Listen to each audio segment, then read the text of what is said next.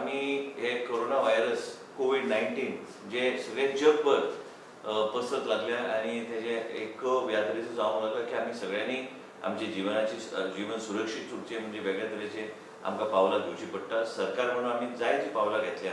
हांव एक अपील करूंक सोदता लोकांक की सरकारांचे लॉकडावन 31 तारखेपर्यंत जे डिसायड केल्लें आसा आनी प्रधानमंत्री नरेंद्र मोदीजीन जें कितें आमकां सांगलेलें आसा तें बऱ्यापैकी आमकां पाळपाक जाय, कारण ही व्हायरस हेका क्युअर ना.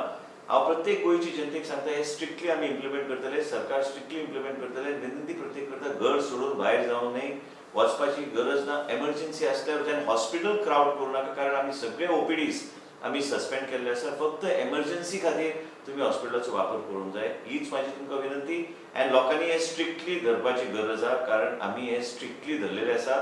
गाडयो बी आमी अलाव करचे ना आमी आमच्या रस्त्यार. फक्त कलेक्टराच्या माध्यमांतल्यान पास आसलेली गाडी ते वापरूं शकता आनी गव्हर्मेंट सर्वंट आयडेंटिटी कार्ड जे जेंचे कडेन आसा ते आपल्या कामाक कारण हेल्थ सर्विसीस आनी इतर कांय 5-6 डिपार्टमेंट्स जे आमी सांगलेले आसा की ते इसेन्शियल सर्वीस आसा ते चालूच उरतले. संडे बिंडे कंटिन्यूअस 24/7 चलतले.